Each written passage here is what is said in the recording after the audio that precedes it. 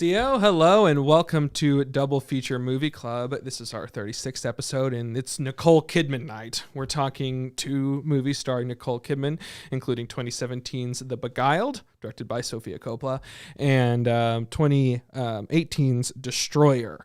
And I am joined, as always, by my co-host Diane, and this week we have a new guest on the show, filmmaker Will Hoxie.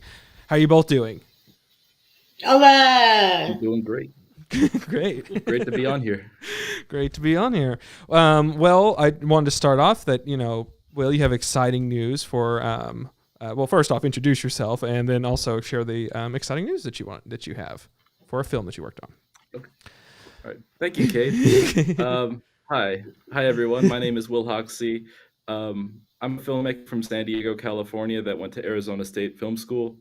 And right now I currently have a short film that's playing in a couple of festivals, but most recently there is one out in Los Angeles called Indie Night Film Fest, which will take place at the TCL Chinese Theater on April 1st. And pretty soon I'll be throwing up tickets for that. So follow Piece of Paradise on Instagram, and I'm excited to meet all of you.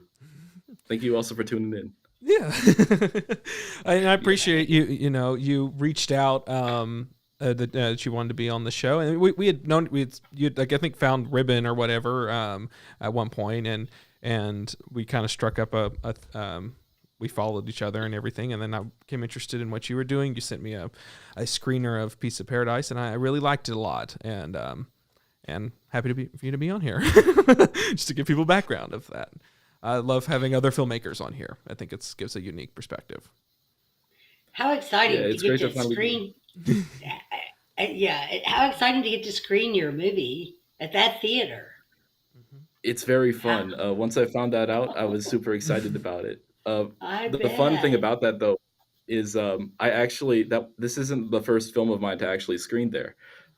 Technically, I edited another short film called Timeless Streets, which you can also look up on Instagram. That one went to a completely different festival that was held there, but it was still in that same theater. So I'm just happy that one film of my own got in there and will be shown in LA.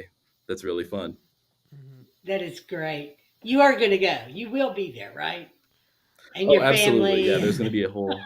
Yeah, my family's going to be there. I have friends that are over there for the ASU LA program that they have there. They're all going to be there, and it'll be a great chance to reconnect with people and meet people in the industry and form connections. And I think that that's the most important thing that we could really do in this industry. Mm-hmm. Absolutely. Yeah, networking is everything. It really is. Yeah. Yeah. Sorry about that, you guys, if you heard that. Did not hear anything. Well, that's good because my computer just burped a little bit, but it's growing pains. Mm-hmm. I am so proud of you. Well, you're going to have to come back and tell us all about this experience. Oh, absolutely. Yeah, we'll do. I'll definitely make plans for that. Yeah. I'm Go ahead. Go ahead, Diane. I'm thrilled for you. Congratulations and good luck. In case I don't get a chance to say that again. Yeah. Okay. Right. And the eventual once it runs that's through the film festival circuit, will that be online? Well, eventually the idea for Piece of Paradise. I'm trying to put it on Prime. I'm trying to put it on Prime Video. Yeah. Yes. If so, would you do that on Tubi? You're not Tubi. It could go. Tubi's a great place. Yeah. On Tubi. The what's it? Is it through Film Hub? Is that what you would put that through? That's where I see a lot of people. That's how they get it onto a lot of these streaming services is through Film Hub. Just so you're aware of that connection. That is how some people. I actually am not aware of that. Actually, I'm going to be doing some research after the show. I was unaware of that whole system. Yeah, and that's a way that you can sort of because then they do a lot of the work of getting the pieces onto these streaming things like that. So yeah, that's I always tell my filmmaker people that's a good way of doing that, and I need to do that as well. I have yet to do that, so I don't know exactly all the ins and outs of it, but I know a lot of people who have good things to say about that. Well, yeah, that is really exciting. I'm glad that you're on here, and you chose Nicole Kidman night for a very special reason. Very correct? Special reason. Very, very, very. I wonder what that could be. Okay, so for context, for everybody that's watching right now, I used to work at AMC theaters. Like before I got this job here at PBS, I was a cook at an AMC dine-in, which is basically one of those fancier versions of AMC theaters with like the Yes, burgers been and there. stuff. I was the cook there. So Oh. occasionally they would have me run food to the seats, and I would see that Nicole Kidman thing so often that the whole Yeah. speech that she would give would just get stuck here. It would not leave. It's still there. I could recite word for word, if asked, this whole thing, but I'm not I going to do it. cannot. I cannot wait for If you don't know- Jennifer, our friend Jennifer, to hear this, because I'm pretty sure she can repeat that thing word for word, just because we saw it so many times. And let's face it, who would dress like that to go to the movie theater? Come on. I don't know who, but that's insane. Like, why are you wearing a disco ball to the movie theater? That's just not Exactly. right. The thing I always found interesting that people, I don't think I've ever heard people, I mean, people dissected this thing a lot, but she's in and out of her accent. Like that's what's interesting to me. It's like where she will she'll say, have her accent, and then she'll drop it like for like an American accent. And I don't know if that was told, like, here we are. The way she says "are" at the end is not the Australian way of saying "are." She drops it and gives it an American accents, because it's like it's in here we are. I mean, I don't know, it's just a weird thing of like that stuck out to me as weird things of like she ends it with an American inflection as if that was like directed to her from some sort of marketing person or something. Maybe she was preparing for her role in Destroyer. I don't know. It's very possible. It's very possible. But yeah, no, that is a, I mean, it's a I kind of feel for Will now. I think that should have hazard pay. You know, you should get hazard pay it's for having fine, to see though. that so many times. It's actually kind of the greatest thing, because I have friends that I go see movies with from time to time who are just kind of like, who have like other occupations. They're not really interested in filmmaking or watching a bunch of them. So occasionally when I do go see something with them, and that I would like recite the whole thing like right next to them, and they'd be like, "What is wrong with you? How do you know this? how are you able to just?" Yeah. There's something we really need to reach out to his parents. Yeah, I hear voices, guys. It's just she won't leave. She's burrowed in and she's part of me now. You know? So that's why Will's here for Nicole Kidman night, for that very special reason, because she haunts his subconscious at all times. Absolutely. Every once in a while we try to do these themes, and tonight's Nicole Kidman, and we'll also talk about the Sofia Coppola of it all, because I mean there's a few things. I mean, Nicole's always in the news for different things and part of our lives, but it's rare that a Sofia Coppola comes in, and every time she comes into the public consciousness, it's always great. It's never for but that whole thing, if you're watching, I mean that was a news story. I was catching Will up to it, but her daughter was on the news recently, because, or not on the news, in the online, everyone was talking about her because she posted a TikTok where she was she's like, "I'm currently grounded because I tried to charter a helicopter to see my friends across state lines, and my parents got angry at me, but she didn't name who her parents were. I guess it was a one-off sort of TikTok. She didn't name who they were. She's like, my parents are kind of famous, and like she takes out a Grammy award, so I guess her father's some sort of musician, I guess. She's like, yeah, they're kind of famous, but yeah, they're very upset with me, and they told me I can't have a TikTok because people would call me a nepotism kid. But I'm going to be sitting here making pasta. And so she tries to put together a dish of making pasta, and she realizes that she's like, I don't know the difference between an onion and a garlic. And she's like, is this an onion?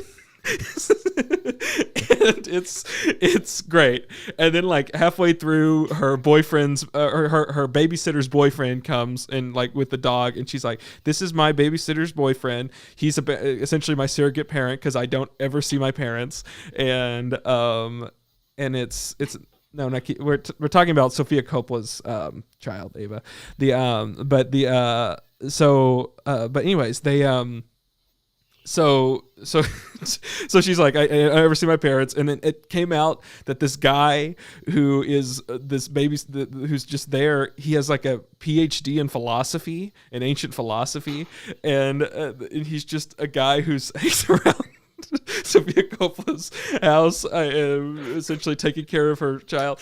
It's become a whole crazy thing, and I'm totally unplanned. We were talking about Sofia Coppola tonight, so that's that. What a whole string of events there. Like, didn't you say that like she started off the video by complaining that she can't charter a helicopter? Yes, that's the start. Yeah, real world issues, I guess. Like, yeah. Yeah, and it's we're weird. always chartering helicopters. God. It's weird because like she, like the internet's like, typically they're against like these nepotism babies, but they kind of feel like they feel for, because she's kind of a little sad, she's kind of like, I'm stuck in this home where I only know these strangers, and I don't know anything about like how to make things, and it's just the life that she was. I don't know, but she's kind of funny in it. Like, she's actually kind of funny, but she's also doesn't know, like, it's kind of, so it's, I don't know, she's interesting. She's also just a kid, Okay. So there's that. So I can't be too angry at her, but yeah, but she's just, but like, yeah, she's trying to charter a helicopter. But yeah, that's that story. That's in the news. So thought I would mention that. It's wild. It's wild. We're so interconnected now.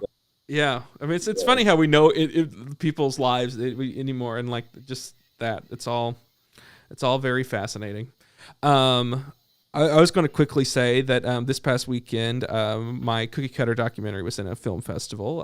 I went up to Miami, Oklahoma, and at the historic Coleman Theater. Oh, it's such a beautiful theater. It was built in the 1920s, and it was a vaudeville theater before it moved to be a movie house, and it was continuously open. So, but they've done renovations to it to make it like its old self. It's beautiful. It's utterly beautiful. But it was really fun showcasing the cookie cutter documentary I did there, and because it's just right down the road from Joplin, and that was which is where I don't know if you saw my thing. That's where the National Cookie Cutter Museum is.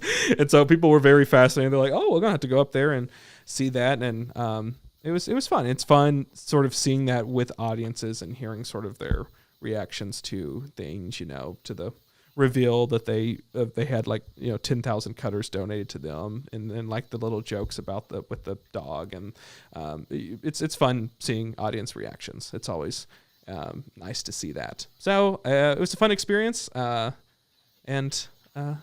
just wanted to mention that was a a fun thing that I did, and hopefully some more film festivals coming around the corner. So yeah,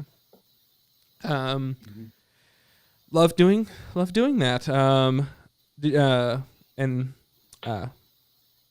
anything else we want to mention up top? Anyone watching anything? Anyone want to mention before we get started? I started the 8-part series on Netflix about music. Oh. And just so you know, they do have an entire episode on ABBA, Cade. Oh. Just for you. Oh. Yeah. That's cool. And what was interesting to me was the influence of Swedish producers in music into our current pop environment. That was, I think, really interesting. Yeah. And you hear it immedially once someone points it out to you. But the first one was on Auto-Tune and T-Pain, that whole, the big scandal. Yes. About how he is music, according to Usher. And then the second one, though, was about ABBA. And I thought, oh my gosh, Cade would love just this episode. It's pretty cool. I mean, look, the way they go into they go into Eurovision and how they did all that. Yeah, it's really cool. And how they actually created multiple versions of their songs. They would have the vocal version that would go to radio. They would have the dance version for the clubs, and they would then they would do an international version. and they wanted Very to common. always do their songs in English because they were more international. Yes. That would get them bigger audiences. But the interesting part to me was that most of their songs started off with the dance version first, That and makes then complete they would, sense. yeah, yeah. And if Well, you that's where they really, got spins, and that's where you got people like. I mean, that of Mhm, course continue. I mean, disco then evolved into mhm, new wave and everything, and so I mhm. love dance mixes of songs. That's like really yeah. So I've And dived deep even into the stuff like that. Backstreet Boys, they went to Mm. Sweden to do their and they use the same process over and over again. It was really interesting. So I recommend that highly And I'll if tell you're you, into music, their most recent especially album '80s music, Cade. and seven, yeah, Yeah. their most recent album, ABBA's most recent, I would think was last year. Um, sometime last year. It was pretty good. It was like most people when they sort of reunite after all the time, Yeah. it's like okay, it's a little but I thought they actually it was actually a really fun album. Um, Hmm. Yeah, yeah, I heard about that one. Yeah, I've been meaning to check that out, so it's good to hear that it's pretty cool. yeah, I might check that out immediately afterward now, knowing that, because I was concerned, yeah. because usually that's the case. But Living so close yeah, to the casino and going to see all the acts there that are on their second and third and fourth runs, Hmm. where you'd see Dolly Parton was one of the bigger draws, but you'd see everyone from like Kenny Rogers to now I'm losing some names. I wish I didn't do Mostly that, but Kenny Rogers. Kenny, Mostly he's because gone now, but I saw him twice. Took Mom twice to yeah. see him, and Hmm. every time he would come to our side of the auditorium, she would stand up and yell, "Kenny!" And then the man Uh-huh. next to her would help her back down because her walker was right there. So yeah, it was pretty hilarious stuff. Hmm. But like Pat Benatar, Hmm. Hart, all these older well, they were Hmm. older now because they Hmm. were like for my time frame that come through, and some of them you just thankfully they have their children to sing for Hmm. them because they really can't anymore. But Pat Benatar, oh my, she sounds exactly the same. Pat Benatar was a classically trained opera singer. Yeah, Fun she fact about Pat does. Benatar. And oh really? Yeah, yeah, before she and became Dang. big. Yeah, the Wilson girls, Ann and Nancy, they just sound the about. same. Yeah, but Kenny They Kenny really didn't. do. Kenny kind of that was well known that he kind of dropped a little bit. A Kenny lot. Rogers. Yeah, Yeah. I was gonna say a little. I was trying to be kind, Diane. Well, what was interesting to me too is we saw Hmm. Glenn Campbell before he passed away, and before it was announced that he had Alzheimer's, Hmm. and his entire band were his kids. He had three generations of kids on that stage. It was Hmm. amazing. I Wow. thought where on earth would you ever find someone who has three generations of children? Literally, his oldest children could be the grandparents of his youngest children. Hmm. It's amazing. But yeah, his entire band were his kids. It's interesting to see how because they'll have younger people that will it's kind of backup singers, but then will help them. Like I Hmm. saw Gladys Knight, and Hmm. she's not she I mean, my God, she still has an amazing voice, but Yeah. still needs help with different thing. And she passes on here's this who's my background singer, but she's amazing. Like it's almost like them trying to pass the torch to some Hmm. and give them hey, you're coming to see me. Here's someone who's been in my band for some time and everything, and showcase them. Gladys Knight was still great, but it just age does things to you. And she's someone who kept her voice in immaculate condition, didn't do a lot of the things that a lot of famous people do to ruin their voice, like an Axl Rose, who was truthfully speaking, his science has proven that he has on recorded music had the greatest range of any singer in history, which is crazy to think about. But Axl Rose was that, but now can't carry a tune. Oh, that reminds me when they were talking about the auto tune portion of it. One of the Mm-hmm. producers that they were interviewing was from the Abbey Road, or yeah, Abbey Road Productions. Where Mm-hmm. they do a lot of music production. But he said that the one singer that he had worked with over the years that was probably the most vocally accurate was David Bowie. He said Mm. he could do more songs in one take. He said most singers before autotune, they had to work with them and they would take over and over and over again just to get, one accurate take. And he could walk in and he could have 3 or 4 songs done in a day just because he was so accurate from a vocal perspective. I'll tell you one of my favorite stories, and that because I've had to do a lot of research for music things, but the one of them was how Under Pressure was made, and how like it was just a day. It was like happened to be they were both Bowie and Queen were booked at the same record studio at the same time, and they were like, hey, since we're here, there was like a crossover day. Let's see if we can make something, and they made that all in one day. Wow. And it's impressive. But that's people at the top of their game, Yeah, I would say it was really interesting. I think you should watch it. I think you would. Both of you guys would really enjoy it because it gets into the influence of music across the United States and its impact on movies. Soundtracks are everything, man. I probably have more soundtracks downloaded to my old iPod than anything else. I love soundtracks. Sorry. Okay, I digress. No problem. Alex says you need to bring back the hat. I have the hat here. I don't know why he wants the hat. Summer Moon. Oh God, Diana, see a bunch of people posting about that now, and it's driving me crazy about how they're discovering this place. But it's fine. It's a Summer Moon. You did it. You made it. I don't think I did that, but the Summer Moon. It's a coffee place. It's from Austin, but they have one here in Tulsa now, and it's great. I mean, I before it came here, I was wanting us to have a franchise here for some time, and because I love it. It's a really good coffee. He tried to talk me into using my retirement savings for a franchise. Yeah, I did try to get there. They have their most popular, which is what I typically get, is what they call just a half moon latte, and it's espresso and sweet cream. And so that's really what they have. They're called Moon Milk, and that's what they use. That's what they're known for. Is this? Alex is bothering me in the chat. About the hat. He says I look good in a hat. I did get a new hat from the Coleman Theater. I was going to wear, but forgot. But it's Coleman Theater. Well, okay, we're going to get started here. We're going to talk once again. We have The Beguiled from 2017. That's our first one, and then after that, we'll talk about Destroyer. But first, we'll do our little musical interlude, and then Diane will give us the plot of The Beguiled. No, I'm not. But go ahead.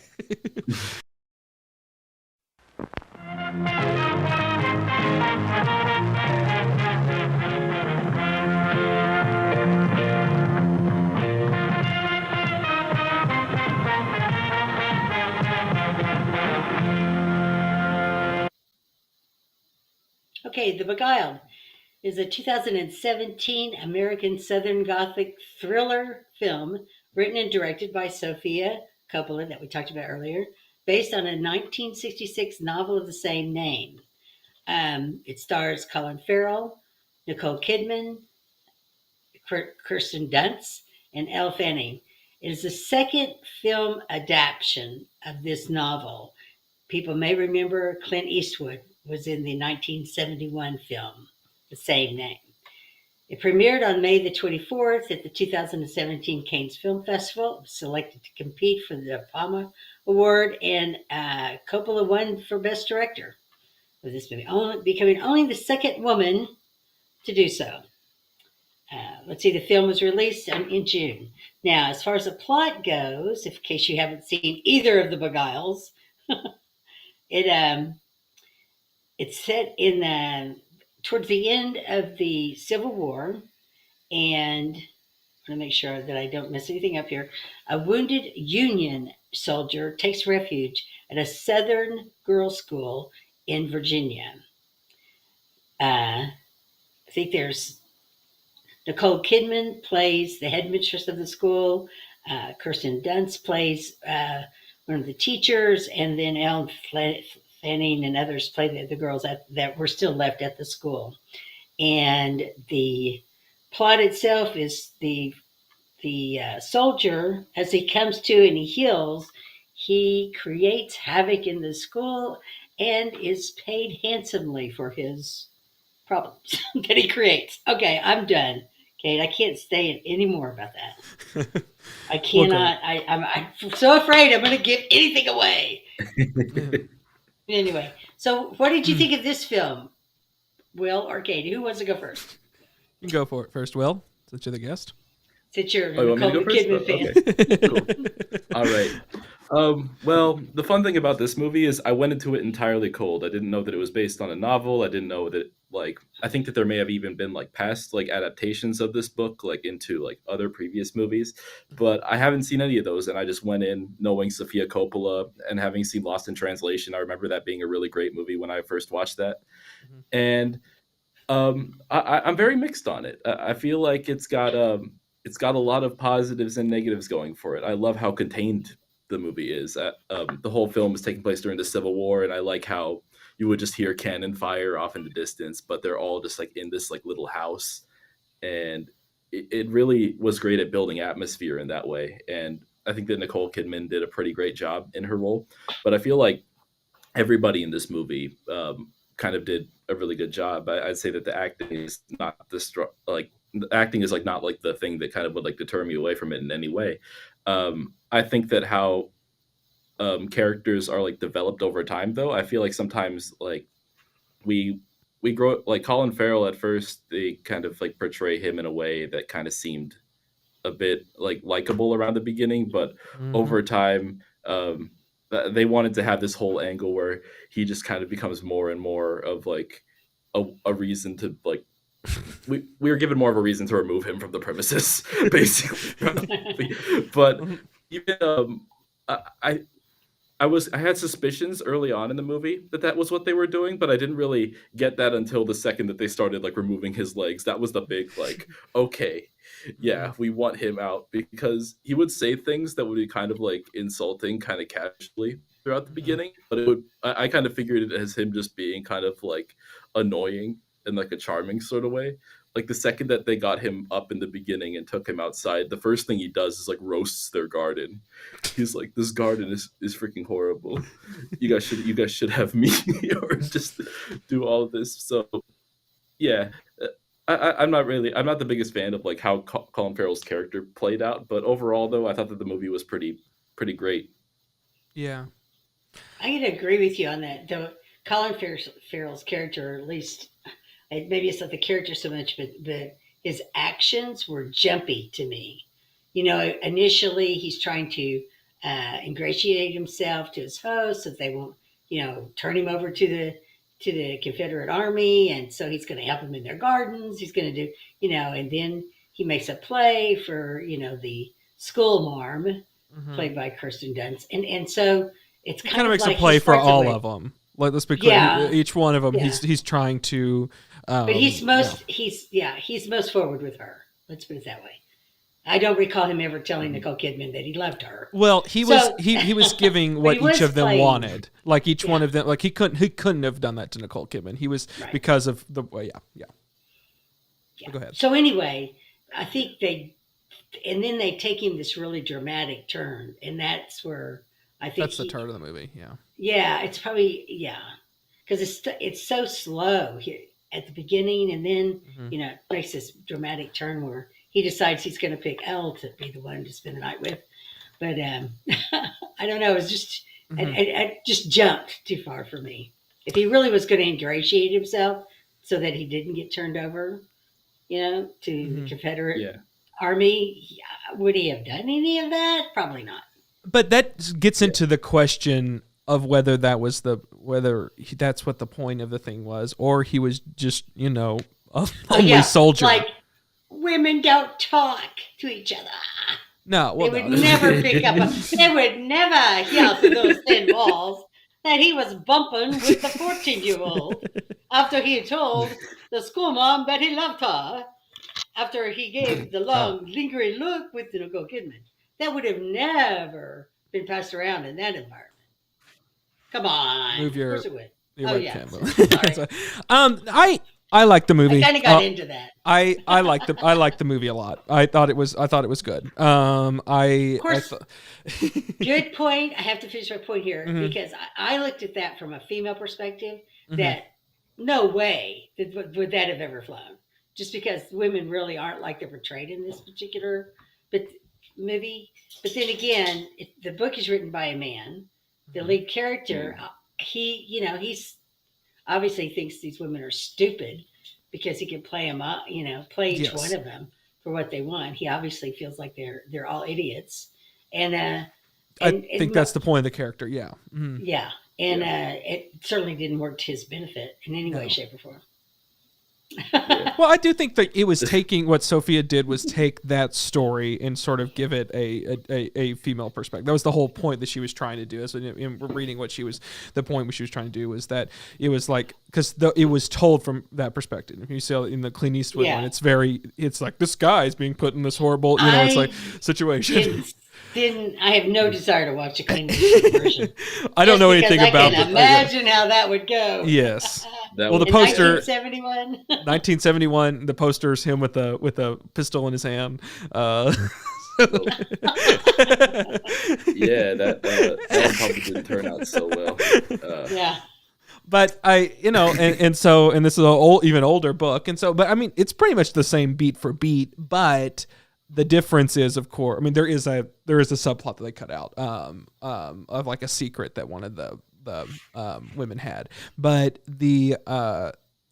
it's sort of shifting focus of, I mean, it does focus, these are characters now, where I don't know, I liked it. I thought it was interesting. I thought I like movies that have people who are essentially your protagonist or your point of view character who halfway through things are sort of revealed by them and like about their character, and you have to sort of be like, oh, they're awful, but also, I mean, like, you've spent a long time with them and like feeling for them, and so it's kind of a mixed bag. You have like a little bit of I still somewhat feel for the guy, but also he's awful, but like, it's a mixed feeling that you get, and I like having that in cinema.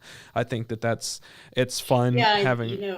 Once he woke up and started making his plays, I didn't care about him at all. I was kind of happy to know he will go make it out of there.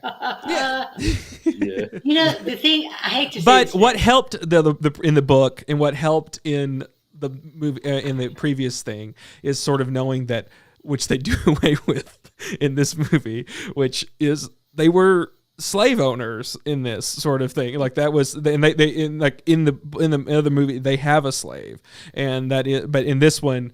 They got rid of them, and it does help them a little bit from a just the line of it. Here we have a comment here says, "I love the Beguiled. They were isolated, trying to cling to a sense of normalcy. The power dynamics are fascinating." That's true. I have to agree with that one. I think so too. Especially between Nicole Kidman and Kirsten Dunst, those two characters, that power dynamic was really, really interesting to me because they had to be close in age, Yes. So, but you knew immediately that the headmistress was the plantation owner's wife, you knew that.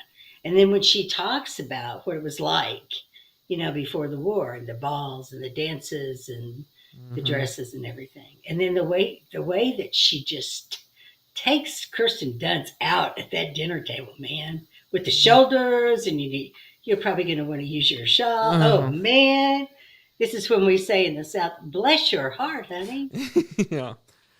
She tripped kind of like when she was wearing that pin or whatever it was, that she was like, she was like, well, it seems like she's changing a lot of things around, and it just, I loved all that. I love the little snide Southernisms of people, I do too, and I love the costuming, but I have to tell you, location is everything in some cases, and this is one of those cases where location is very important to the story. When you say that plantation is in Louisiana. Yes, yeah, you're right. That opening sequence is Louisiana, and I don't know that many people who would really believe that was Virginia. Yeah, I agree. Surely not. Yeah. Because you just don't get that kind of moss, honey, growing. Yeah. No. Growing north of the Mason-Dixon kind of thing. I don't know. That it was a very Louisiana location.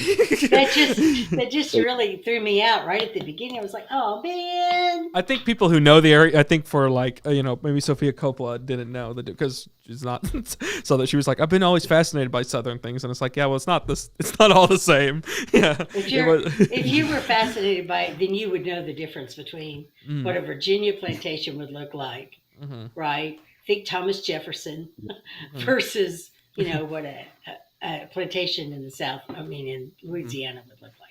And the vegetation alone, right? Yeah. That should have got you right there. I do have a note. That kind of threw me out, but then once I saw the dresses, I was all good again. Yeah, the dresses were good. I did have a note about the place because this was in the news relatively recently because it was because she's been in a darling of the internet recently, and I forgot about it until I was looking up information about this. The interiors for this this whole thing was shot in the home of Jennifer Coolidge. That's her home. Oh, no way. Jennifer, really? Yeah, she lives in an old New Orleans home, and so they shot it in Jennifer Coolidge's home. Yeah. Well, that my girlfriend I loves like Jennifer Coolidge. She's like, she's like really great. Like I watched Legally Blonde just recently, and it was so great seeing her there. Yeah. I love that. I love her from just quick sidebar about Jennifer Coolidge since we're here. I love her from Christopher Guest's movies. Those are what I love. Is all of her appearances in that. That's my favorite Jennifer Coolidge performances. Okay. What's it? The Pop and Flip. Oh yeah, from Legally Blonde. Yeah, Legally Blonde. That's some of the best. Anyway, I did like that how realistic the rooms were from the perspective that they're not massive. They are smaller. Even if you've ever been on a plantation tour, those rooms are not huge. The parlor, the music rooms, those are all smaller rooms.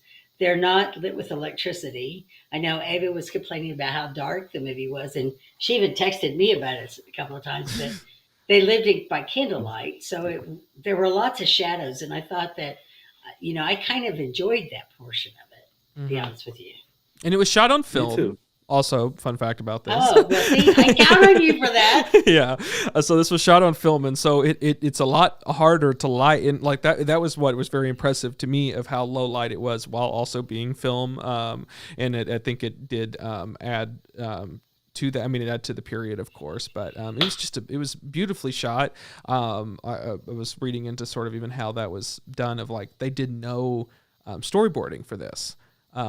Which is, that there's different talks about in filmmaking, whether you should storyboard or not. I think this is a really good example of not where it's almost like they find it on the day and there's just, you can't plan some of this sort of things like that. And it's very beautiful. The cinematographer actually shot it. He was the guy on the camera. So, it made it very intimate and I think made it very, it's just a very beautiful, beautiful looking film visually.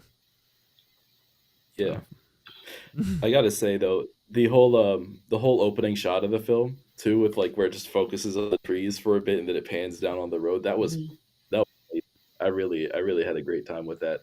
And when they were like carrying him into the house and how it's like very far away and you just see them like walk in.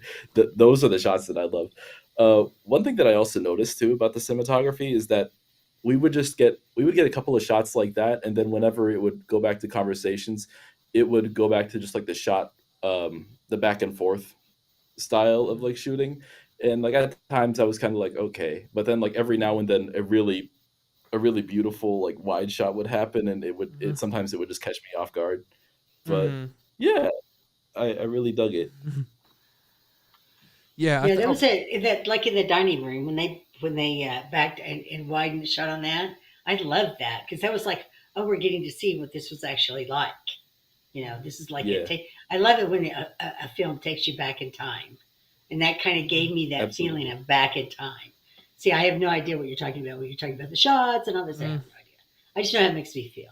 Well, they did a lot of like composing of the girls like they did like a lot of these really good wide shots of them like sitting and like in frame or like how they're staged. Like that was really cool. Wides of those I thought too. Yeah, I liked it. And I agree. Like the power dynamics were one of the was one of the very interesting sort of thing, and how he kind of changed, like he immediately, just his presence changed the sort of dynamics that they, even within them, of how they had been existing for years without men around, and like and how that sort of how that changed things. And also it was interesting the history of like getting of like we had tying of the blue cloth to the gate, and like hearing like all of like the sort of specifics of how I love logistics and things and stuff. So like getting to hear just slices of history like that, it's like, oh, that's interesting, that I wouldn't have known otherwise. Well, he did read out those power dynamics pretty quickly, didn't he? Yes. He had that one figured out pretty quick as far as who does what and who can manipulate the most. Mm-hmm. Yeah, I found it to be a very, very fascinating character, for being like, yeah, I don't know. And then his turn, I found that to be very fascinating too.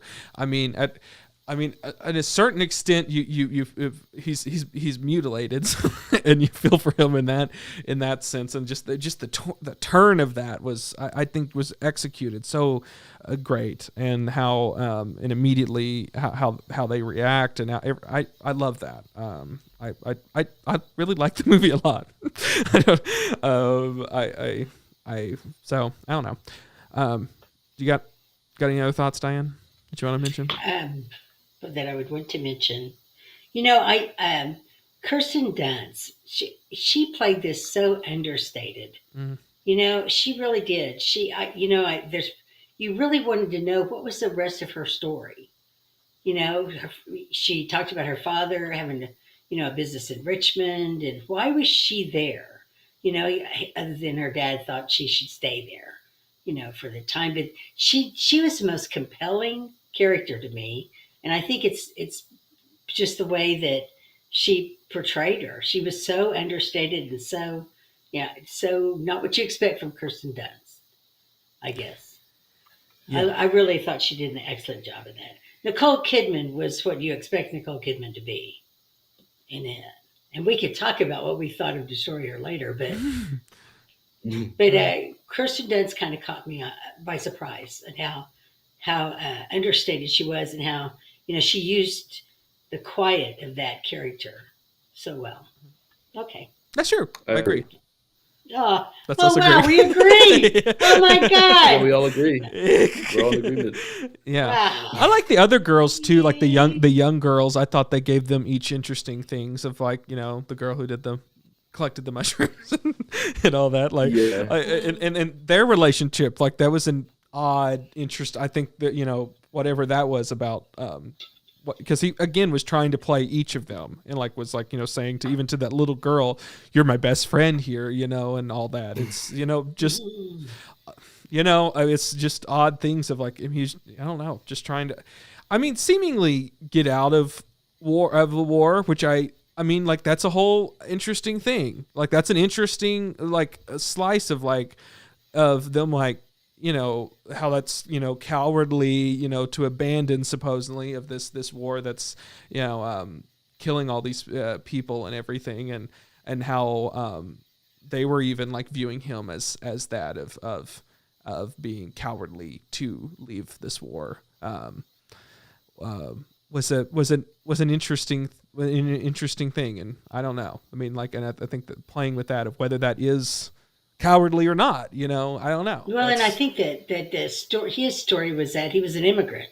This really, he didn't understand this war. He wasn't part of this war. He just got to the States to escape his own personal persecutions from the country that he was fleeing, starvation, and ended up in this war that he had no concept and didn't understand why so much.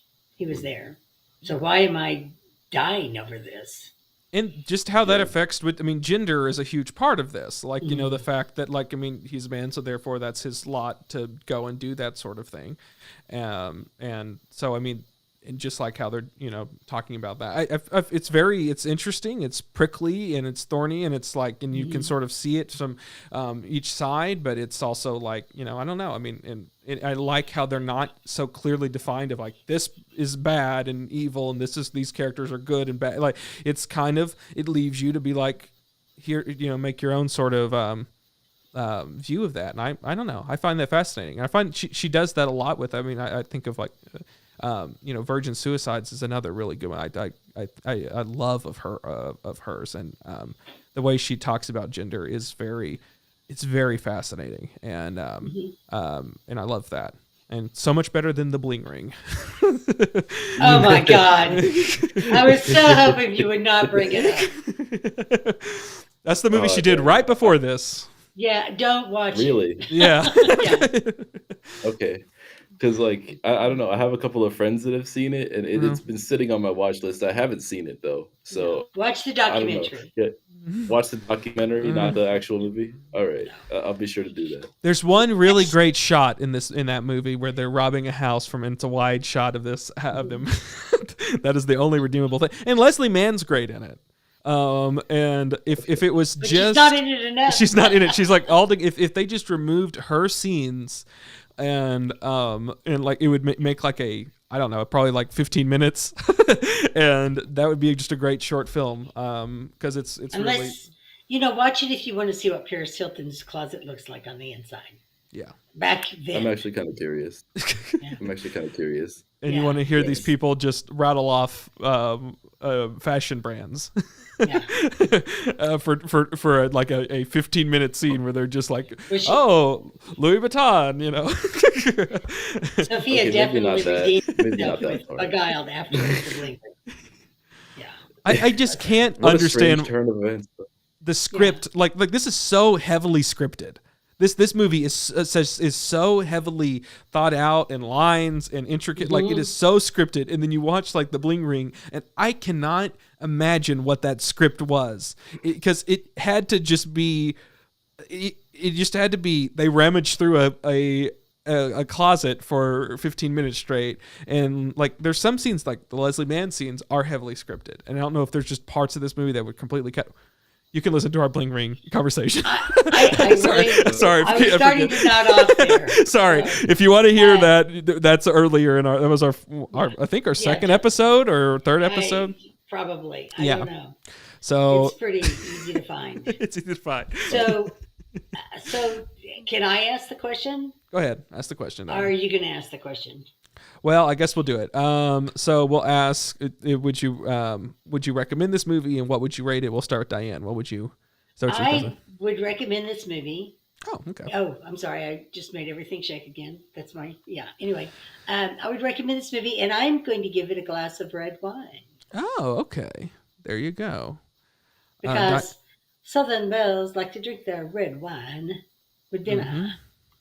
There's your red wine. Thank you.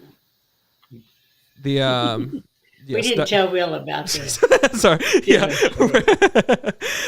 So yes, Will, would you recommend it? And you can rate it whatever you want. Thumbs up, thumbs down. You can do emojis. You can do stars. However you want to. There is no rhyme or reason to this. You could do flags, but I don't recommend the Confederate one. I don't think it's an emoji. All right. Absolutely. I would highly recommend The Beguiled. I think that it's among the better projects that I've seen with Sofia Coppola's name actually attached to it.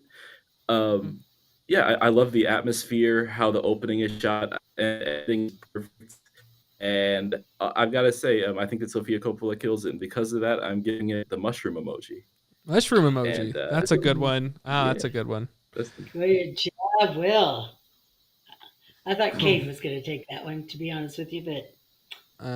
Did I take it? I'm sorry. You can switch to the skull emoji if you want. I hope you did, Will. Diane, like... I'm not going to steal your thunder, Cade. I'm not going to... Yeah. It was actually not what I was going to do. So, but I do wish I would have. Well, I guess I wish I wouldn't have now, because it would have been taken away from me. But it'd have been a travesty if no one chose it. Yes, and I would recommend this movie a lot. A lot. I really did enjoy it. I thought it was. I thought it was really excellently paced. It was slow, but and then it built to a crescendo. And I thought what it sort of revealed about characters was very fascinating. And I thought it was a really, really, really good movie, both visually and from a script writing perspective. I'm going to give this movie a leg. Giving it a leg. Oh, God. Oh, my God. I have to respect it. I have to. That's great. Perfect. How did I not think of it? Yeah, you're thinking ahead of the game. I'm just glad I did not think of that one. I'm really grateful that I did not think of that. Yeah. The backup, in case you guys did that, there was a crutch emoji. That's also a possibility, but yeah. Yeah. Well, great. That is our discussion of The Beguiled. Next, we will be talking about the 2018 movie Destroyer. I guess she went directly from that. I don't know if she had a film between those. Nicole Kidman's really busy always, so maybe she had other things. She really is. She does a lot of movies a year. She did Aquaman at some point during that. So I know. I can't. Where are her kids? TikTok. Maybe they're fine. Her and Keith Urban. They got to have some. Mm-hmm. Yeah. Kids. Danny's, yeah. Well, great. We'll be back, and I'll be giving this the description. Help me with that one. I don't. We'll see. It's told non-linearly, so I'll have to give a interesting description of Destroyer after our intermission. Grab something from the concession stand.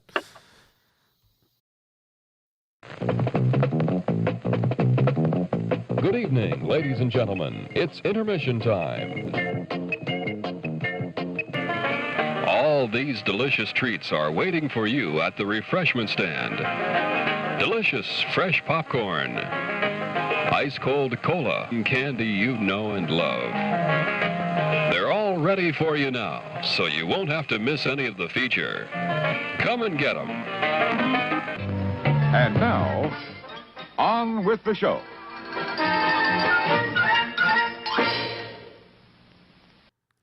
Okay, I'm about to give the plot of Destroyer from 2018. They call it a neo-noir crime drama, and I should have looked up how to pronounce this director's name, Karen Kusama. I think that's how you pronounce it. She's a really interesting director, and we'll go into what she's done in the past. But this is a movie. It's a movie about Nicole Kidman. She is a detective, and in LA, and she was a former undercover police officer, and she's investigating. She has a past in which she's. Boy, this is hard to say. So she has a past with these a former gang, and she has a feeling that one of the leader of that gang is returning in some sort of way, and as she's trying to take this person down, and he has some important impact on her past self, and that is revealed through the plot of this movie, and it's essentially her going person to person, trying to find where he's at and how to catch him, I guess. I did an awful job with that, but that is the plot of that movie. I guess we could give spoilers with it. I mean, there is so a little bit of a spoiler. So something went wrong in the past, and so it's told non-linearly, and so by the end of it, you sort of get the whole story of what happened to her and her connection to this guy. That's Destroyer. Diane, we'll start with you since we started with Will last time. I really wish you wouldn't. Okay. So did you like this movie? And would you like to help me with the description at all? It's tough because it is told through flashbacks. Mm-hmm. Aaron, I guess, is Aaron and Chris, which are Sebastian or Nicole Kidman. It's Dan. Sebastian Stan. Yeah. Sebastian Stan. when they're undercover, they decide to go with the crime route. They're going to participate in this heist. They make this decision to do that, and he dies in the process. And I think that Okay. goes from there on. It's like this is the rest of the movie. A spoiler alert. How do you talk about it without the spoilers? You can't. It's hard. It's very hard. Except so for we'll jump in. At what point did you guys all figure out that she was the one who ended the life of the very first murder in the movie? At what point did you guys figure out she was the one? I know exactly when I figured it out. It was when she was getting those sixes tattooed on her back. Yeah. Yeah. Because they used that at the beginning. But okay, here's what I'm going to say. I didn't. I must say I didn't realize that because I thought at that point that was linear, and so I thought that's really what kicked it off. But it was like it was a flashback for her to get that tattoo. And that's when it was like this. All these gang members were identified with this tattoo. But anyway, Nicole Kidman was nominated for Best Actress in the Golden Globes. Yeah. Now I watched this whole movie going, man, Holly Hunter would be so much better at this than her. She would be so much better at this. She wouldn't be this quiet, little, whispery voice. Holly Hunter would be in there kicking some ass and taking some names. But Holly Hunter's American, so she probably couldn't have got that made because she didn't have the box office draw that Nicole Kidman has. And then the makeup kind of bothered me. She would go from being part of her face looking like it was dirty or bruised in one scene, and the next scene it wouldn't be. And that kind of bothered me because it was like, if you're trying to make her, throughout the course of the linear portion of this, make her look more and more and more beat up and roughed up or whatever, you do it. You're not keeping that linear. Consistent. She's going. It's too back and forth. So, or not. I don't want to say back and forth. It's not consistent. Yeah. With the way did she they put looks. a mouthpiece in her? Is that what they did? I don't to know make what that the to heck. make that whole because her bottom fat is all different than what, and then her teeth is not like her teeth. So it's like I think they put some sort of mouth that made her mouth look different than Nicole Kidman typically. And I don't care for her American accent. And she does okay. good with a Southern accent because it's closer.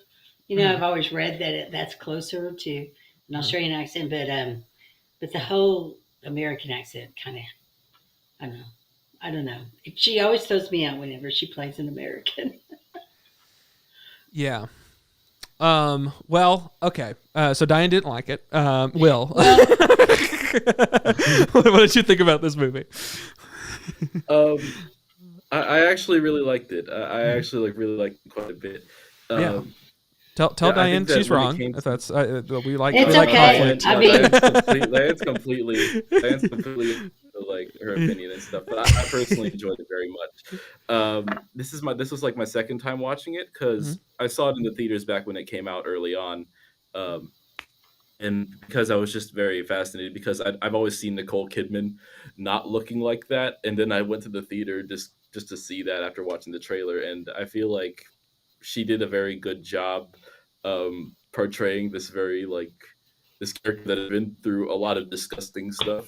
And the movie definitely puts her through a lot of disgusting stuff, and I could really see that in her performance. And yeah, that I really enjoyed how they told the story. I'm not a big fan of full on linear storytelling, so the whole flashback, all the flashbacks didn't really bother me all that much. I felt like I didn't expect her to be the one to actually kill the person at the very beginning, but I had strong suspicions because of those. She told tattoos you on at the back. beginning she knew who killed him. Yeah. So that's kind of gave that away. second- But I didn't know that at the beginning either. I liked it. I'm like you. I like the flashbacks and I like the nonlinear approach to this film. I really, really did. I thought it made it more interesting, and it held my interest because of that. But by the I end, just wanted whenever to see they're Holly Hunter go out there and kick some ass. But she can't. by the end of it, though, where they're spelling out to you He sent you sent me this that money, and then they flash back to the money that was, and then they spell out that was, they show the first scene again. I felt like that was a little bit holding your hand. Like I got it by that point. You don't. Yeah. That was the one. That was the one time where I'm like, the flashbacks were very it was just like, okay, I'm already there. You've already did the big reveal. You didn't have to. I did it again. Yeah. You know, I could use a new camera, Cade. That's fine. It's working good. Okay. It just falls every once in a while. So I guess I'll say I liked parts of this movie. I think that there's certain aspects that I really did like. I did not love the movie ultimately. It's hard for me. It does the one thing that's very hard for me to love in a movie, and that is that it looks like a red box movie. And it's just, that is so hard for me to, it's a huge hump for me to get over. And you have to like do a lot of things for me, and I felt like ultimately it didn't get over that hump. And it's like, what are snob?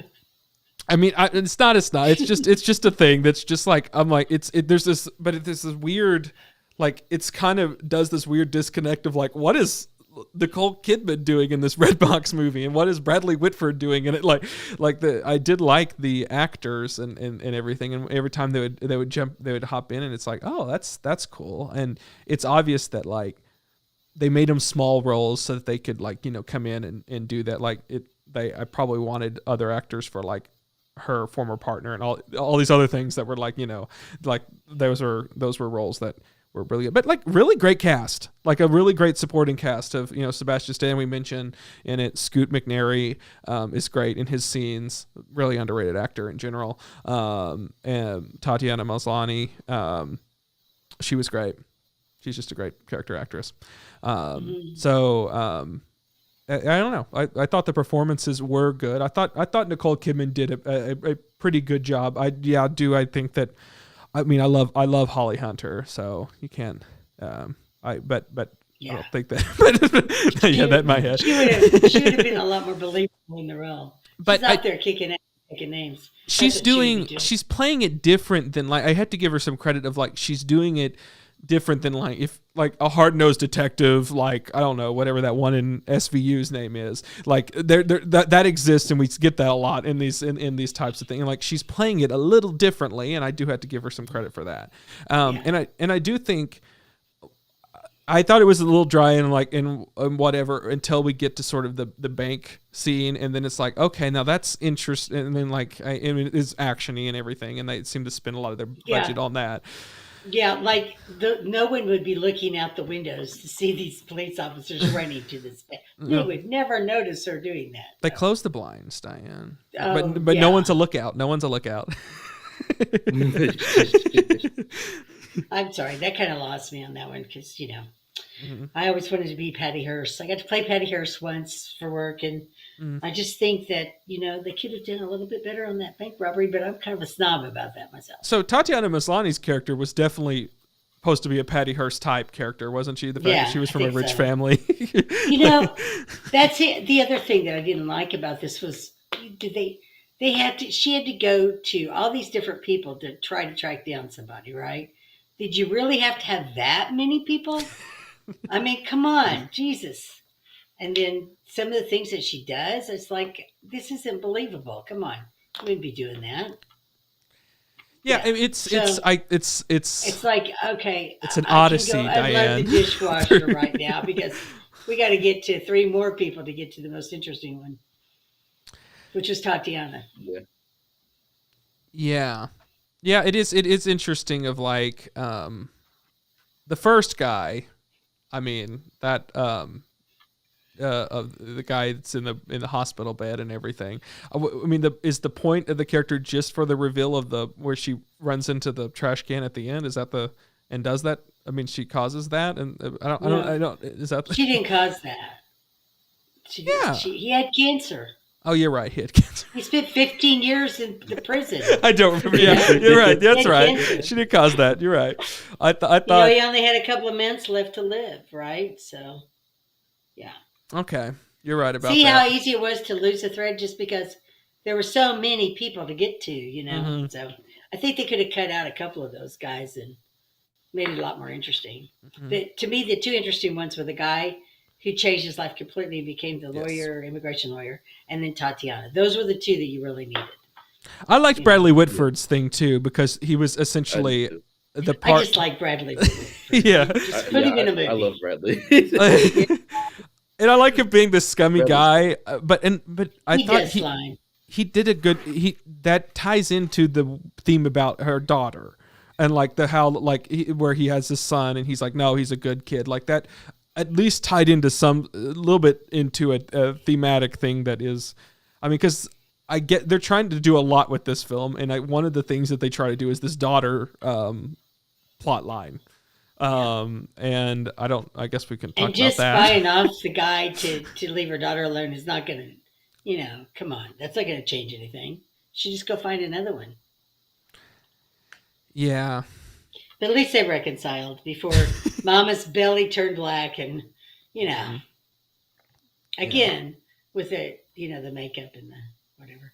Sorry, Will, you loved this movie, didn't you?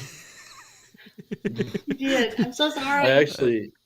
I know. I actually really, which is that's kind of funny because I actually really enjoyed the makeup and how like disgusting the movie happened to look. Like there was one shot that they had in the movie that I really enjoyed, which is where she was basically just like passed out on the floor. You just see like this little ant like walking in front of her. And that shot was great. I had such a great time like looking at stuff like that, and I could just tell that like. She's not like one of those SVU detectives like you guys were talking about earlier. Yeah. She's very much just a messed up and like troubled person as is. And I think that those like protagonists in general are like far more interesting for like in my eyes to follow than some like straight cut. I do decide like to follow the law type people. I don't know. Yeah. I'd rather follow those. Well, people. and with the way that she was, it's amazing that. The 15 years between these two incidents that she A, stayed employed and B, wasn't dead, I guess. I'm not sure. Yeah. I'm not sure. That's kind of an interesting thing. But anyway. Yeah, I do think, I mean, this isn't fair to the show, but it came out afterwards. But I think like a mayor of Easttown does this a little bit, this exact thing a little bit better. So much better. And so it's unfair to say that, but at the same time, I'm saying it anyways. That sort of, detective who's going through old things. That's trauma. a good point. I kept thinking Holly Hunter, but if they had to use somebody from a different country, Kate would have been better. Mm-hmm. Yeah. I don't know. I mean, and there was and there was one thing that I noticed near the end of the film that I think kind of like plays on like a huge theme overall, because I remember at the end of when she was talking with Bradley Whitford's character, when she went over to his house, she says something like, "I'm trying to help you," right? And in a way that's kind of a very similar thing to what she's been saying to her daughter throughout the whole movie as well. And like the daughter would tell this whole story about how she would walk. There was one time like where she would just be out in the snow with her, and like her shoes would just get all wet and start falling apart and stuff. And she'd mainly focus on like the bad stuff without like focusing on the good. And I think that the whole movie, like, it's a weird commentary on motherhood, or like where you're like having to you do all these things and sometimes it's hard to understand like what good things are until like later down the line when you later see the full picture as an adult. So that was like one takeaway that I took from it. But yeah, I agree. Yeah, there is something about like, I mean, like you don't sort of know the repercussions of of what's going to happen, and the effect that it's going to have. Yeah, I agree. The director, I was going to say that the director behind this is fascinating. I didn't know like this director that she did all of these weird different movies.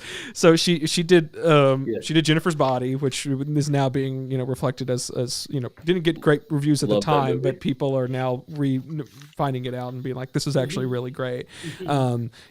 Badly, she did do Aeon Flux, but that's one of the, we don't talk about that one. we do not. That's the one that we ignore. But then she did The Invitation, which we talked about. We've talked about here on the show, and Diane and I were not huge fans of The Invitation at all, but a lot of people like that. But just that's a fascinating filmography. Yeah, it is. I don't know. Well, because Jennifer's Body and Aeon Flux, studio films, and then for it to now to kind of be more of these indie projects is kind of interesting.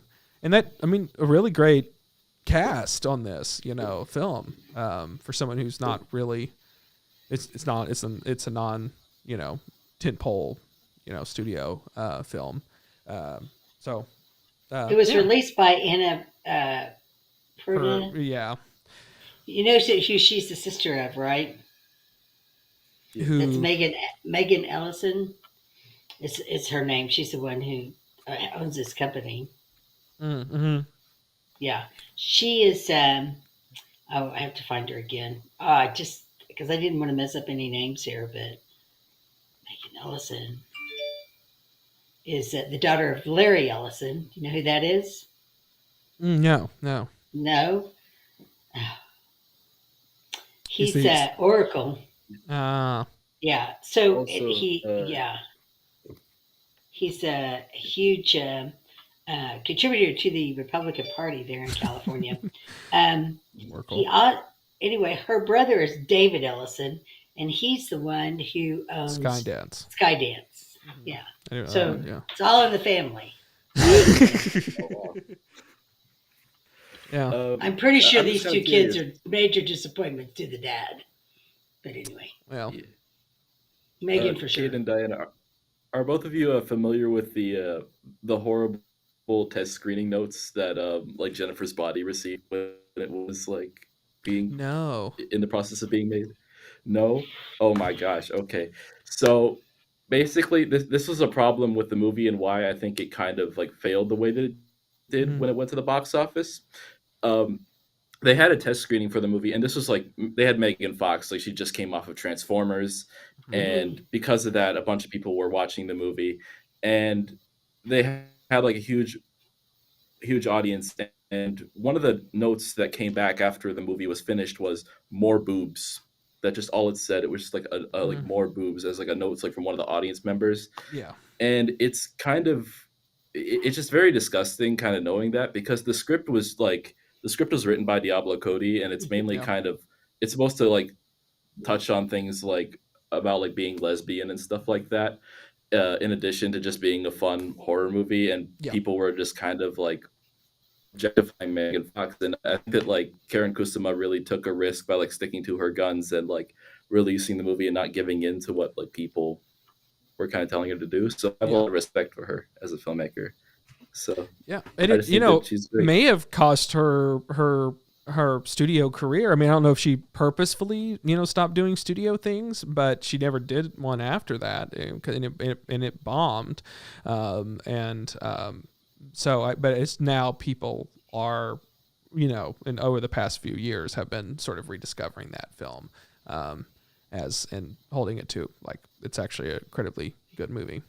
So I don't know. I wonder if that was more of her being like, I don't want to go through that studio system anymore because of the horrible experience that she had, or because of the fact of sadly they sometimes bombs cost people careers. But I'm glad that she stuck to her guns too. Yeah. There. Yeah. We just watched last week. We did a Diablo Cody movie, Young Adult. So, by the way, if anyone listening want to go back and check that out. So it's always fun how they're all connected, and how we last season we talked about The Invitation, and it's always interesting. Like, oh yeah, even more now, like knowing these names and knowing, sort of seeing how they interweave and all that. Well, I guess we'll go into. Would you recommend this? Or anyone else have any other notes that they want to say about this movie before we go into that?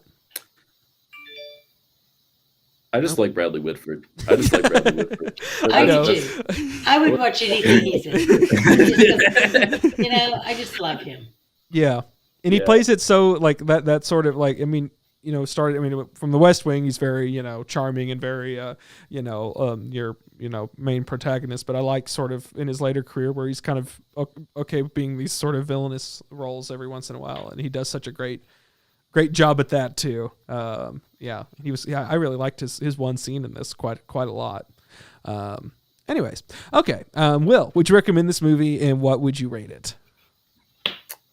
I'd recommend Destroyer. I think The Destroyer is a very okay. Let me fix that. I'd recommend Destroyer to people who know exactly what they're getting in for, because this is a very disgusting movie where a lot happens. If you're not prepared for that, then I would not recommend this movie at all. But I think that there's a lot of creativity in the script and how information is revealed to the audience, and also I think that there are a lot of beautiful themes that the movie touches on in general. So I would give this movie a stack of cash emoji, because that's the money I would be giving to it. I like this movie quite a bit. Also, the bank robbery scenes are great. They are. I mean, they're well executed. I mean, except for Diane's. Except for that part. I like the second one more than the first one. The second one with the dye pack like exploding, that was great. Yes. There's your money. Which was actually the first one. That was actually the first. Technically, if we're doing that, but like, if we're doing it like time, I think like that was my favorite scene when that dye pack went off, because as a former recovering banker, here we go. That is one of those moments that you really hope you ever see happen. Okay, the so dye pack going off. Explain it to me. So what because I had to look at what causes it to go off like that? Just loose. I don't know. Okay, I always thought it was rigged when they opened it, but I don't think but that just went off. He was just carrying it and it just went off. So I don't know. And then I was like reading of it, like I kind of love that. Yeah. It's my favorite scene of the whole movie was when that thing goes off and it just covers him in purple. And he just throws down the bag in disgust. It was like, this is so great. I love it. Yeah. Okay. And how he doesn't even, like, when he goes back in, you just know he's evil because he doesn't even like look at the woman. He just kind of like looks away, does his thing, leaves. That was scary. It really was. Yeah. He was he was my favorite character because he was like the scariest guy in the whole movie. This is somebody you really and truly have to be afraid of. I've seen him in too many like weird comedies and weird, like him with the long hair threw me completely out because I've seen him so many times without that long hair, and like that is the one thing I could not take that seriously, that hair in that. But that was because I'd liked the look that he had at the end a lot more, like where he was like, I thought he was scary whenever she, spoiler alert, kills him. I thought he looked cooler than that sort of part with the beard and with the shaved head. Yeah. Diane, would you recommend this movie, and what would you rate it? This is one of those movies where you take it or leave it. Is my opinion on it. I'm not upset that I saw it.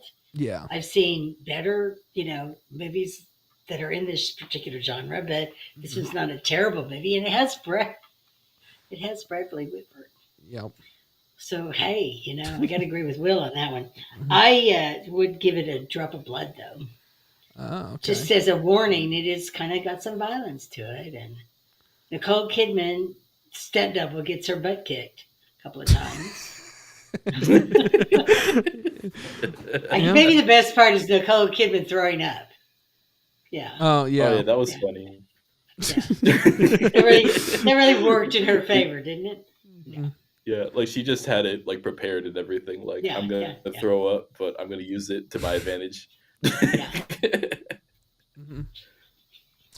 I'm kind of with Diane. It's one of the. I think we need to have a new category, as we learned, I think last week, of like, it's like it seems strong to say not recommend, but I mean, because it seems like we're saying avoid this movie at all costs. It's like no, I mean, it's just I can't strongly endorse the movie, and you have to drop everything to watch now.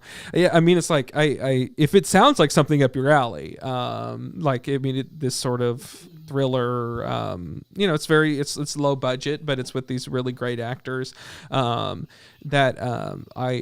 If that sounds up your alley, which in theory should be up my alley, but I ultimately didn't. I wasn't the hugest fan, but I did find moments, and I did like the non-linearness of it. I thought the first part dragged a little bit, and because then you start to get more flashbacks and sort of fills in, and and then you're like, okay, and then the daughter thing. I do like interpersonal things with so the daughter stuff was somewhat interesting, despite the fact you're like, oh boy, you're like watching a train wreck in front of you. But I did, I don't know, I thought that was somewhat interesting. So what are you going to rate this thing? It's a tough one to rate. I had two possibilities. One is more abstract, so I guess I'll do that one. I'm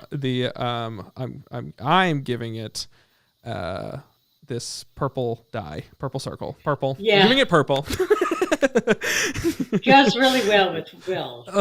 Yes, together. I had a money bag as another option, but yeah, we'll go. I was expecting the throw up emoji, to be honest. Especially after talking about it. I like that she repeatedly pistol whipped people. That was cool. I'm pretty sure Nicole Kidman probably sprained her wrist doing that. Yeah, that was her That was a go-to of hers. Was just run up with someone with a gun and then just hit them with the gun. Yeah. That woman in the ice cream shop, man, she's not coming back after that.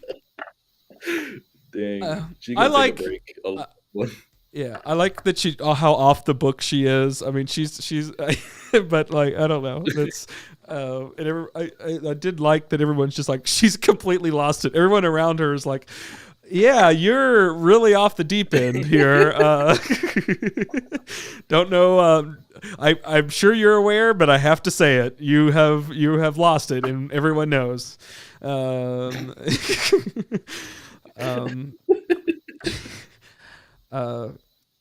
she's just running around in her leather jacket. She never got rid of the bangs. That was always, even in the flashback. That was her. That was how that character. Just her wigs. Mm-hmm. Yeah. It was interesting. Maybe people didn't know the wigs. Yeah. I mean, talking about hair, I didn't make this. I had a literal note about it in the last movie. I love Colin Farrell's hair in the Beguiled. I'm like, I want that. I like the sideburns. Oh, I didn't like that. I said minus the sideburn. I didn't care for the sideburn, but I did like the sideburns. Now, if it was true to the period, he would have had pork mutton chops. Yeah. Mutton chops. Whatever they call it. Yes. But in general, I don't know if he has a style or whatever, but like his hair in movies is always just so great. Colin Farrell's. He has some interesting choices with his hair, and he's typically long on top. And but I don't know. That's just I looked at that and I'm like, that's great. That's great hair from Colin Farrell. Anyways, that's that. Now we're going to go into preview time, where we talk about next week's movies.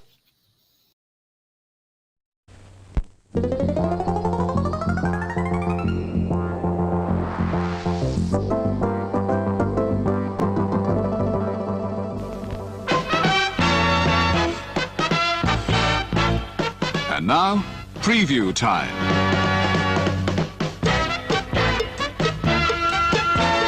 When it comes to entertainment, you can't beat a good film. So let's take a look at what's coming your way. Let's take a look at what's coming your way. I lied up front. We're not here next week. We're skipping next week. But the week following, we have something. We will be back, and we will be talking about two sort of lo-fi science fiction films, lo-fi sci-fi, as we called it. And they are the movies here from 2018. Make sure I have that right. 2013. Sorry, they're both from 2013. Both 2013. That is Under the Skin with Scarlett Johansson, very famous. And then the other one is Upstream Color. So those are the two films that we're talking about next week. Diane, do you know where you can find these films at? I know. I was researching the second one, and I got some bad news. But the first one, Under the Skin, is on HBO. HBO. Mm-hmm. HBO. HBO Max, man. Everyone love HBO. Tonight, Succession returns on HBO. Okay, good for you. Mhm. And then the Upstream Color, right? Mhm. 2013 film, right? Yes. Okay, it just says available on YouTube, Mhm. Google Play, and Apple TV Yeah. for rent. Can't even rent it on Amazon. Well, Nope. there you go. It's very, very. I got a feeling we're not going to be recommending this movie. Why? I just got this feeling. I could be wrong. It says that if you have a Canopy, where from your local library, it's also available on Canopy. Oh, okay. So if you have that, For that, mhm. So there you go. That is what we are. I got to see who is in this movie. Okay. That didn't tell me anything either. Well, it looks like it might be all on YouTube as well. So, okay. Well, that is our. It is. It is available on YouTube. Okay. Well, great. Those are our 2 films that we're watching.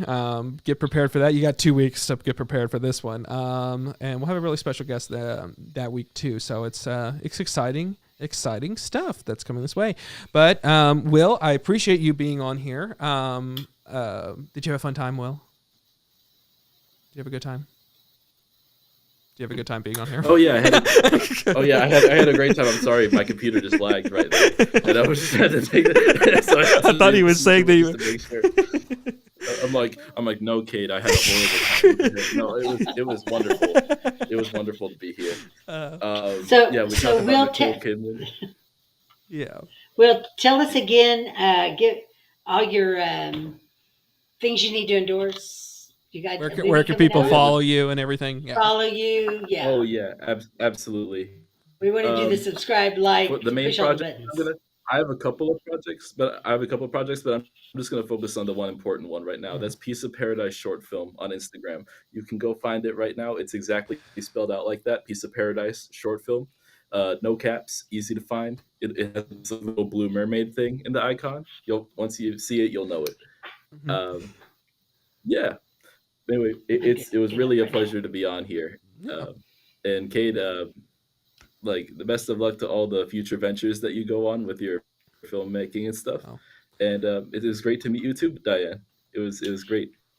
It was great to meet you. And yeah. Do you have a TikTok or Twitter or Instagram? Oh no, I don't have a TikTok, but I do have an Instagram at WRHawks.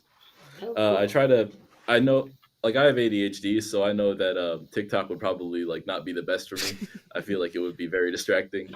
Let me tell you, I don't have ADHD, but I cannot turn at a certain point of night. I cannot turn on TikTok, or I will be there all night. So yeah, I don't recommend it. Yeah. Not if you want to get a good night's sleep. You can't do it. Yeah. Great. So that's a good choice, I guess we're saying. Yes. All right. But yeah. So yeah, follow Will on all that. Our Double Feature Movie Club is on Instagram and Twitter now at Double Feature MC. So follow us everywhere for that. If you're listening to this as a podcast, if you want to see the video version, it's available on my YouTube channel, youtube.com/Cade Thomas, or you can always listen to it as a podcast, wherever you get your podcasts at Double Feature Movie Club. That's it. We are live here Sundays at 6 p.m. Central, and it's available next day as a podcast. I appreciate Subscribe, you. Yes. Like, yes. Click all the buttons. Click all the buttons. Click all the buttons. Like, subscribe, all of them. Yes. Rate us 5 stars. Tell your friends. Click Lots their of buttons. reviews. Yeah. Make fake accounts. Do everything. Just Do it all. hug your taxes, hug your mom. Yeah. Press all the buttons. Just keep living. Yeah. Well, I appreciate you being on here, Will, and that's it. Everyone, see ya. Bye. Bye. Right.